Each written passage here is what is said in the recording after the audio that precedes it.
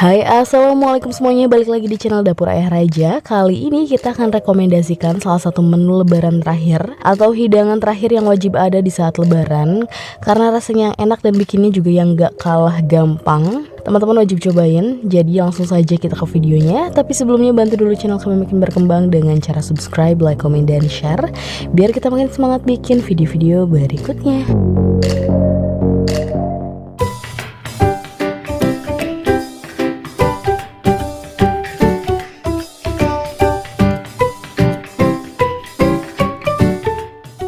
Nah, di sini kita sudah siapkan 6 siung bawang merah, 5 siung bawang putih, 2 ruas jahe, dan 8 butir kemiri. Kemudian ini tinggal kita haluskan. Sudah ditambahkan air secukupnya. Kemudian bumbu halusnya langsung kita tumis. Kemudian kita tambahkan dulu 3 potong lengkuas, 1 batang serai sudah kita belah seperti ini, atau boleh juga digeprek supaya wanginya lebih keluar, dan sekitar 3-4 lembar daun salam. Kemudian ini kita tumis sampai benar-benar matang, sampai kadar airnya agak menyusut ya. Nah, seperti ini sudah matang. Kemudian kita langsung tambahkan sekitar 1300 ml air atau secukupnya.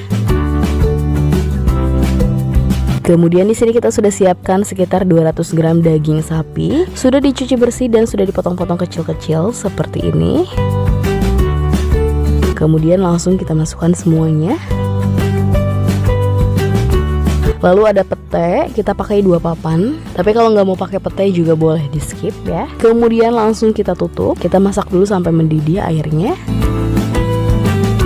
Nah, kalau dagingnya sudah setengah empuk, kemudian langsung kita masukkan. Kita pakai sekitar 30 biji dan sudah kita potong-potong memanjang tipis-tipis seperti ini. Langsung kita masukkan semuanya.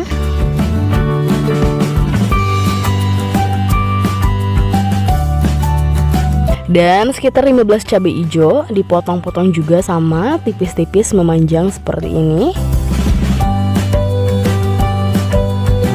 Diratakan dulu. Kemudian tambahkan 1 bungkus santan instan, atau kalau teman-teman mau pakai santan peras asli boleh banget. Ini beratnya 1 bungkusnya 65 ml.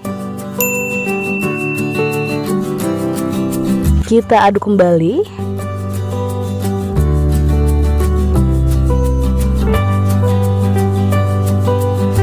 Kemudian langsung seasoning. Di sini kita pakai 3 sendok teh garam, 3 sendok teh micin, dan sekitar 4 sendok makan gula pasir. Kita tuang ini beberapa kali karena sendoknya kecil banget ya teman-teman. Tuh, jadi ini sendoknya kecil banget. Jadi kalau diakumulasikan ini sekitar 4 sendok makan gula pasir. Kita aduk kembali sampai bumbunya larut.